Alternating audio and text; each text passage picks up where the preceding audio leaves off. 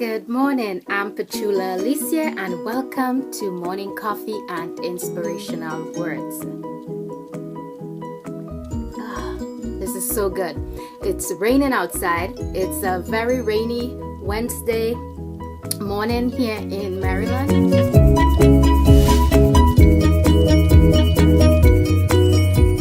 We are going to get started on wrapping up our topic for this month of February, how to stop negative self-talk. And so I shared two techniques with you, SOS and STOPP. So we are going to wrap up how to stop negative self-talk by combining the techniques and the coping skill techniques. So this morning I will start with SOS, and I will show you how the techniques that I shared with you, the coping skill techniques that I shared with you, ties in with the SOS technique for stopping negative self-talk. What does SOS mean? SOS means stop, observe, shift. Okay, so let's start with stop. Stop. Mentally tell yourself to stop, to give you the opportunity to address the thoughts and interrupt the cycle.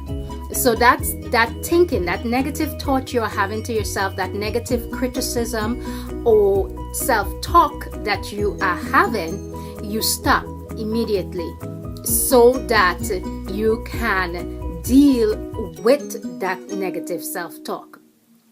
Observe what you are saying to yourself and how it makes you feel.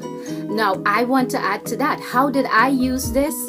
Okay, let me just go ahead and go through it, their description. And 3, shift your cognitive, emotional and behavioral response by using positive coping skills and techniques. How did I apply SOS to my life? How did I get it to give me results in stopping negative self-talk? So again, yes, I use stop, but I would stop and just automatically say, wait a minute, let's not go further with this. I don't like this thought. I don't like what I'm saying to myself.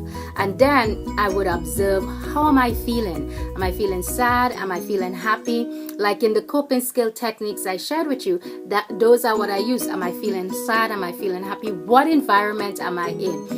Am I in environment that is supportive or unsupportive? I will look for the reason why. Is it a memory that is triggering this negative self-talk? Is it a bad experience that's triggering that? Or is it that I'm just exhausted and tired and I need a nap? So I would just stop and observe exactly, what am I feeling? What are my thoughts?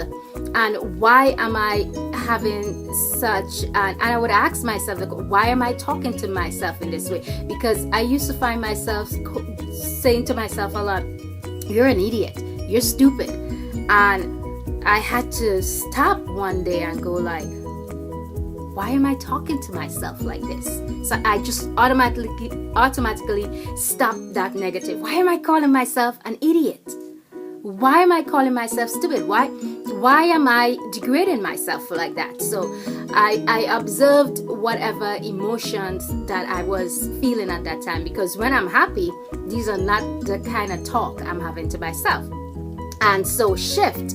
So then, without saying all those fancy terms, so then I would use my coping skill techniques that I learned and that I found by Googling online or reading books, reading blogs, articles, anything I could get my hands on, I read and I practiced. And so I have shared those resources with you in the video series. So do check out the video series. It is full and rich with a lot of information. And back to shift, the coping skill techniques that I use, I would read positive affirmations, positive books.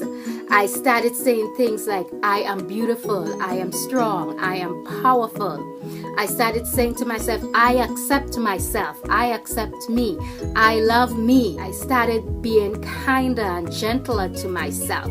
I started talking to myself in a tone with respect, love, and value versus, oh, you're so stupid, or why did you do that, you know. So I needed to stop those self-talk. And mind you, you don't eradicate negative self-talk, thoughts, or criticism altogether, you know, because even just this morning, just before I got up, I was thinking of all the things that I have to get done, and then the next thing I know, in my mind, my mind was saying to myself, oh, there's no way you're going to get this done. And the negative self-thought and talk started coming in, and I stopped. And I had to take myself to a place and realize that the negative self-talk was happening and thought because I'm having anxiety and I'm a little bit scared.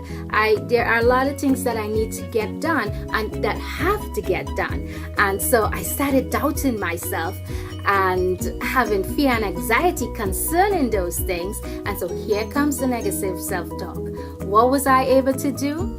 I was able to use Anne Bradford quote, and I said it to myself. I said, tell the negative committee that meets in your head to sit down and shut up. And I kept repeating that.